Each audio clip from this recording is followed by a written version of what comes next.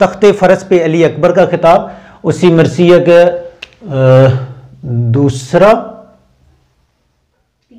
تیسرا اور چوتھا بند، ان کی تشریح ہے جی، دوسرا تیسرا اور چوتھا نہیں، تیسرا چوتھا اور پانچواں ہے جی، آپ سٹوڈنٹ بھی سوئے ہوتے ہیں، یہ تیسرا چوتھا ہو گیا اور پانچواں ہو گیا، ٹھیک ہو گیا۔ اچھا جی، راہوار کے کہوں سی زمین چرخ میں آئی، پر ارک ارک ہو گیا وہ حق کی فدائی۔ راہوار کے کہوں گھوڑے کے سم، گھوڑے کے پاؤں، گھوڑے کا جو پاؤں ہوتا ہے اسے سم لفظ اس کے لیے استعمال ہوتا ہے، ٹھیک ہو گیا، اسے سم کہتے ہیں، ایگزیکٹ ورڈ کے لیے اس کے لیے ہوتا ہے، جیسے وہ کہتے ہیں نا کہ جی یہ گھوڑے کا، اسے کھر بھی کہتے ہیں پنجابی میں، کھر ایک لفظ ایگزیکٹ یاز استعمال ہوتا ہے، تو ایسے سم کا لفظ گھوڑے کے پاؤں کے لیے استعمال ہوتا ہے۔ اچھا، راہوار کی کہوں سی زمین چرخ میں آئی، کہ جو حضرت امام میں کا گھوڑا آگے بڑھا، حرکت میں آیا، حرکت میں کیا آیا، اس نے تیز رفتاری سے بھاگنا شروع کیا، تو جو آسمان تھا وہ بھی حرکت میں آیا ہے، پر ارک ارک ہو گیا۔ ارک ارک ہونا، پسینے میں شرابور ہونا، ارک کیا کہتے ہیں، پسینے کو۔ فدائی، اللہ کے راستے میں جان دینے والا، تو کہتے ہیں کہ امام حضرت علی اکبر، وہ حق کا فدائی کیا ہوا جب گھوڑے کے، اگرچہ وہاں پہ زمین جب حرکت میں آ رہی ہے اور آسمان حرکت میں آ رہا ہے، تو ان کا جو جسم مبارک تھا وہ پسینے میں شرابور ہو گیا، ان کے چہرے پہ بھی پسینہ آیا۔ آگے جو پسینہ آیا ہے ہمارے امام کے ماتھے پر، اس پسینے کو کس انداز میں ہمارا شاعر بیان کرتا ہے، کہتا ہے کہ چہرے پہ عجب آب پسینے نے دکھائی۔ آب مین چمک، ایسے پانی کو بھی کہتے ہیں آب، اور چمک، یہاں پہ مانی ہے چمک۔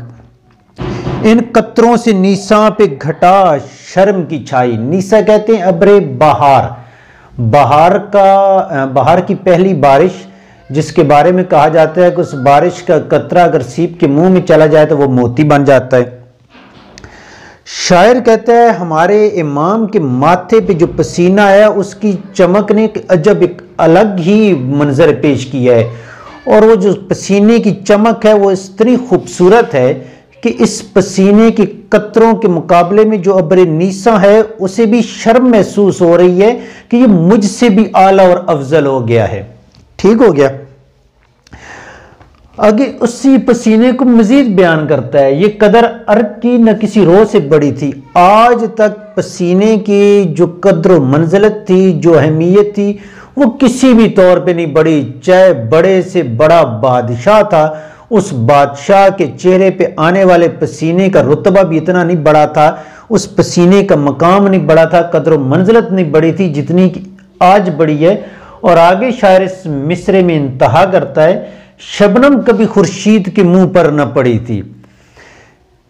جو صبح شبنم پڑی ہوتی ہے ڈیو ڈراپس، تو جیسے جیسے سورج کی چمک گہری ہونے لگتی ہے، سورج کی تپش زیادہ ہوتی ہے، تو کیا ہوتا ہے، وہ قطرے شبنم پگھلنا شروع ہو جاتی ہے، ختم ہونا شروع ہوتی ہے۔ لیکن یہاں شاعر کہتا ہے کہ گویا کہ امام کے چہرے پہ جو پسینے کے قطرے ہیں وہ ایسے لگ رہا ہے کہ جیسے سورج کے چہرے پہ شبنم پڑی ہوئی ہو۔ تو جو شاعر نے اس سے پچھلا مصرع اوپر دیکھیں، اس مصرے میں جو کہا ہے کہ یہ قدر ارک کی نہ کسی رو سے بڑی تھی، پسینے کے بارے میں کہہ رہا نا کہ ابر نیسا سے بڑھ کر ہے، اور ابر نیسا کو اس پہ گھٹا محسوس ہو رہی ہے۔ شاعر کہتا ہے کہ اس پسینے کی منزلت، قدر و منزلت آج سے جس مقام میں آج بڑی ہے کبھی نہیں بڑی تھی۔ آگے مزید کہتا ہے کہ چونکہ سورج جو شبنم کو ختم کرنے والا ہوتا ہے، گویا کہ شبنم سورج پہ پڑ گئی ہو، تو جو خورشید ہے یہ کیا استعمال ہوا ہے امام کے لیے، ہمارے استعارہ، استعارے کے طور پہ شبنم کو استعمال کیا ہے، اور خورشید کو، اور شبنم کو جو امام کے چہرے پہ پسینہ تھا اس پسینے کو کے لیے شبنم کا استعارہ استعمال کیا۔ اگلے چوتھے بند میں چلا جاتا ہے جی، ماتھے کا ارک پاک کیا انگلی سے بارے، بارے مین آخر کار، امام نے کیا کیا، اپنے ماتھے سے پسینہ ہٹایا ہے جی، صاف کیا ہے اس طرح انگلی سے۔ सूरज, आगे शायर फिर सूरज का इस्तारा हमारे इमाम के लिए इस्तेमाल करता है, कहते हैं सूरज से किए दूर माए नौ ने सितारे।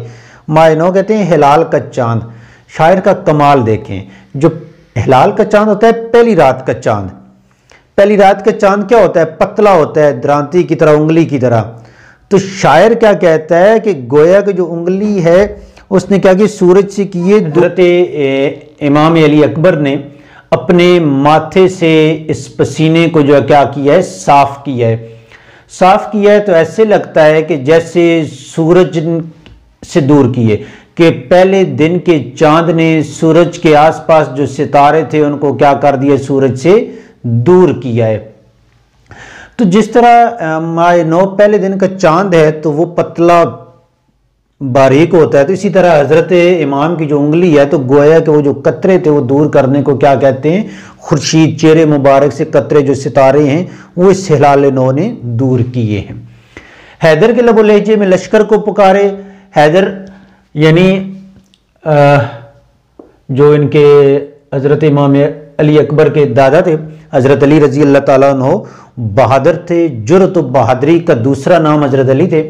तो हजरत अली अपने दादे की लहजे में उन्हीं की तरह जुर्रत से, बहादुरी से, उन्हीं के अंदाज में, उन्हीं की जज्बे से लश्कर को पुकारे। ये लश्कर से मुराद है किसको इशारा है जी? अपने लश्कर को या दुश्मन के लश्कर को?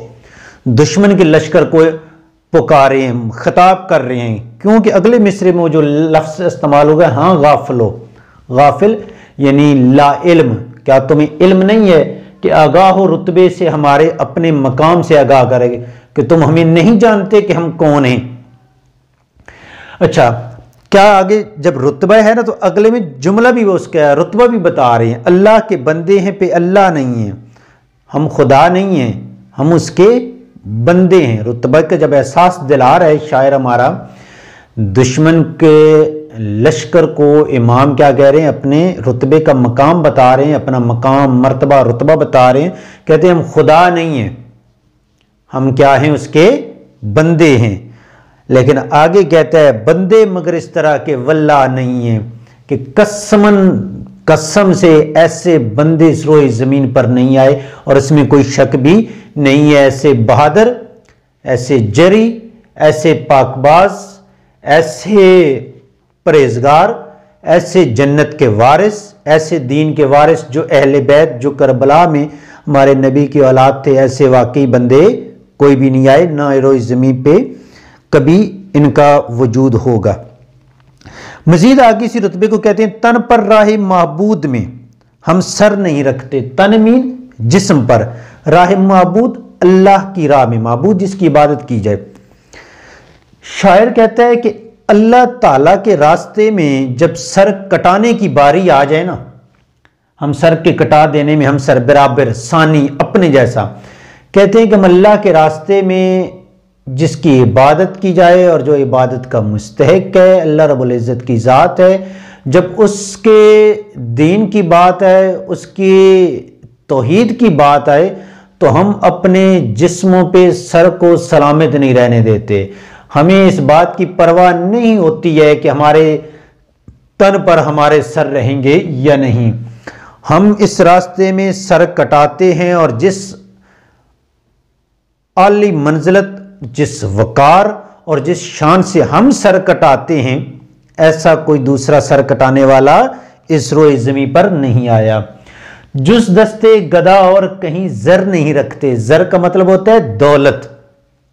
जुज फकत, दस्त हाथ, गदा फकीर का हाथ।